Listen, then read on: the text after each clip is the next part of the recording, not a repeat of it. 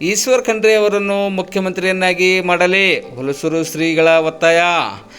ಅಖಿಲ ಭಾರತ ವೀರಶೈವ ಮಹಾಸಭಾದ ರಾಷ್ಟ್ರೀಯ ಅಧ್ಯಕ್ಷರೂ ಆಗಿರುವ ಕ್ರಿಯಾಶೀಲ ಸಚಿವ ಈಶ್ವರ್ ಖಂಡ್ರೆ ಅವರನ್ನು ಮುಖ್ಯಮಂತ್ರಿಯನ್ನಾಗಿ ಮಾಡಲಿ ಎಂದು ಬೀದರ್ ಜಿಲ್ಲೆಯ ಹುಲಸೂರು ಪಟ್ಟಣದ ಗುರುಬಸವೇಶ್ವರ ಸಂಸ್ಥಾನ ಮಠದ ಪೀಠಾಧಿಪತಿಗಳಾದ ಶ್ರೀ ಡಾಕ್ಟರ್ ಶಿವಾನಂದ ಮಹಾಸ್ವಾಮೀಜಿ ಒತ್ತಾಯಿಸಿದರು.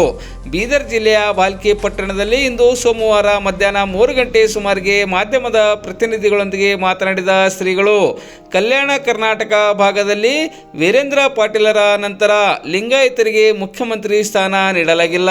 ಹೀಗಾಗಿ ಕಾಂಗ್ರೆಸ್ ಸರ್ಕಾರದಲ್ಲಿ ಪ್ರಸ್ತುತ ನಡೆಯುತ್ತಿರುವ ಕುರ್ಚಿ ಕಳಗದಲ್ಲಿ ಇಬ್ಬರನ್ನು ಬದಿಗೊತ್ತಿ ಮೂರನೇ ವ್ಯಕ್ತಿಯಾಗಿರುವ ಕ್ರಿಯಾಶೀಲ ಸಚಿವರಾದ ಈಶ್ವರ್ ಖಂಡ್ರೆ ಅವರನ್ನು ಮುಖ್ಯಮಂತ್ರಿಯನ್ನಾಗಿ ಮಾಡಬೇಕು ಎಂದು ಕಾಂಗ್ರೆಸ್ ಪಕ್ಷದ ಹೈಕಮಾಂಡ್ಗೆ ಶ್ರೀಗಳು ಸಲಹೆ ನೀಡಿದರು.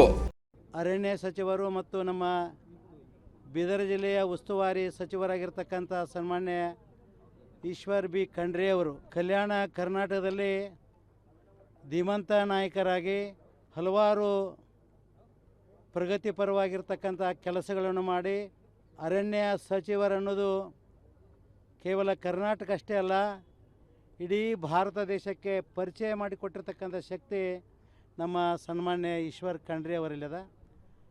ಈಶ್ವರ್ ಖಂಡ್ರೆ ಅವರು ಸರಳ ಸಜ್ಜನಿಕೆ ವ್ಯಕ್ತಿಗಳು ಅಷ್ಟೇ ಅಲ್ಲದೆ ಬಡವರ ಬಂಧುಗಳಾಗಿದ್ದಾರೆ. ರಾಜಕೀಯದಲ್ಲಿ ಅತ್ಯಂತ ನಿಪುಣರು ಮತ್ತು ಪ್ರಗತಿಪರವಾದಂಥ ವಿಚಾರಗಳನ್ನು ಮೈಗೂಡಿಸಿಕೊಂಡವರು.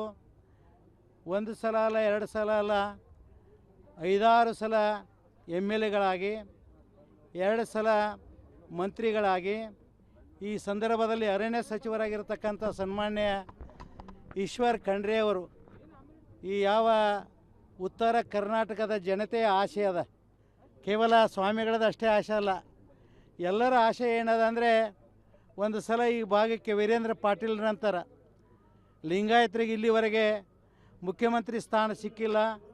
ಅದಕ್ಕಾಗಿ ಇವತ್ತು ಎಲ್ಲರೂ ಮನಸ್ಸು ಮಾಡಿ, ಹೈಕಮಾಂಡ್ ಮನಸ್ಸು ಮಾಡಿ ಎಲ್ಲರೂ ಕೂಡಿ ಸನ್ಮಾನ್ಯ ಈಶ್ವರ್ ಖಂಡ್ರೆ ಅವರನ್ನು ಮುಖ್ಯಮಂತ್ರಿಗಳನ್ನಾಗಿ ಮಾಡಿದರೆ ಭಾಳ ಸಂತೋಷ ಆಗ್ತದೆ.